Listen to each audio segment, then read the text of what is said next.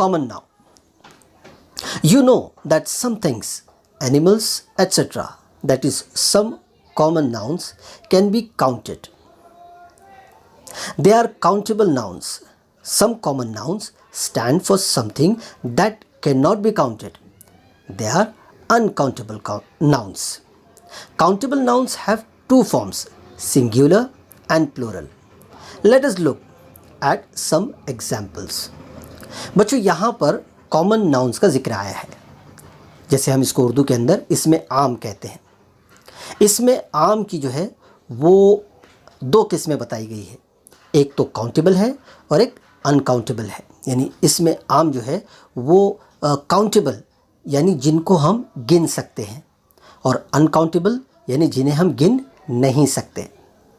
और इसमें countable nouns के अंदर भी दो किस्में बताई गई है, पहले सिंगुलर नाउन और दूसरा है प्लूरल नाउन। सिंगुलर नाउन कहेंगे इसमें वाहिद को, और प्लूरल नाउन कहेंगे इसमें जमा को। अब सिंगुलर नाउन के अंदर क्या क्या चीज़ें हैं वो देख लेते हैं। सबसे पहले word, country, mile, desert, mountain, road, story. Plural noun के अंदर आता है words, countries, miles, deserts, mountains, roads, stories. बच्चों यहाँ पर काउंटेबल नाउन्स की जो दो पार्ट किए गए हैं, एक सिंगुलर और एक प्लूरल। इसमें सिर्फ किसी लफ्ज़ को सिंगुलर के अंदर वाहिद के सीगे के अंदर लिखा गया है और प्लूरल में जमा के सीगे में लिखा गया है, और उसको जमा में बदलने के लिए वहाँ पर एस और बाज़ जगहों पर ईएस का इस्तेमाल किया गया है। ठीक है, अब हम आते हैं अनकाउंटेबल नाउन्स, यानी ऐसे नाउन, ऐसे इसमें आम जिन्हें हम गिन नहीं सकते। उसके अंदर जिक्र आया है हेयर का, जैसे बालों का, क्योंकि आम तौर पर जो है किसी के सर पर कितने बाल है ये गिनना बहुत मुश्किल है, लिहाजा ये अनकाउंटेबल के अंदर आएगा। स्काई, आसमान के अंदर जो आसमान है उस आसमान को जो है वो भी हम गिन नहीं, अनकाउंटेबल के अंदर इसको जो है वो काउंट किया जाता है। इसी तरह से फायर, आग, वाटर, फन, एट्सेट्रा। तो बच्चों ये दो चीज़ें हमने यहाँ पर देखी, एक तो काउंटेबल नाउन्स और एक अनकाउंटेबल नाउन्स। ठीक है, अब आपको करने के लिए कुछ एक्टिविटीज़ दी हुई, कुछ काम दिए हुए हैं, उसको देखते हैं। Find 5 countable nouns from the passage and write their singular and plural forms. बच्चों इसमें आपको क्या करना है, आपको इस जो पैराग्राफ है इस सबक का, उसमें से 5 काउंटेबल नाउन्स तलाश करने हैं, यानी ऐसे नाउन तलाश करने हैं जिसको हम गिन सकते हैं, और उन काउंटेबल नाउन्स में से आपको सिंगुलर और प्लूरल फॉर्म जो है उनकी बनानी है, उनकी लिखनी है। ठीक है, तो ये आप बड़ी आसानी से कर सकते हैं।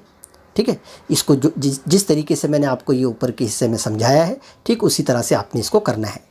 अब हम आते हैं नेक्स्ट पर। List the units that we use to measure the following. That ज़ैल, चीज़ों को नापने के लिए पैमाइश की जिन इकाइयों का इस्तेमाल करते हैं उनकी फहरिस्त बनाइए। अब वो कौन सी चीज़ें हैं? Water, milk, distance, weight. अब चलिए हम इसको करके देखते हैं।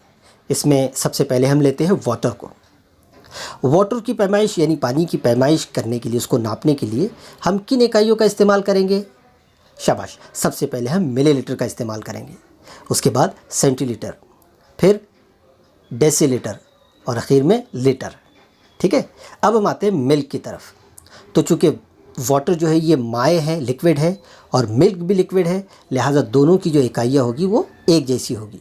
तो पानी में जो चीज़ें हमने इस्तेमाल की, ठीक मिल्क में भी हम उन्हीं चीज़ों का इस्तेमाल करेंगे। ठीक है, अब हम आते हैं डिस्टेंस में, फासला देखने के लिए। तो उसकी शुरुआत हम करेंगे मिलीमीटर से, उसके बाद सेंटीमीटर, डेसीमीटर, मीटर और फिर किलोमीटर। फिर हम आते हैं वज़न के लिए, वज़न की इकाई यानी वेट। वेट को नापने के लिए हमें मिलीग्राम, जो शुरुआती बुनियादी इकाई है, उसको हम मिलीग्राम कहेंगे। सेंटीग्राम, डेसीग्राम, ग्राम, किलोग्राम और उसके बाद टन, मैट्रिक टन वगैरह वगैरह। इन चीज़ों के ज़रिए से हम वज़न की इकाई कर सकते हैं, यानी वेट को नाप सकते हैं। उम्मीद करता हूँ आज का ये सेशन आपको अच्छा लगा होगा, इससे आपको फ़ायदा हुआ होगा।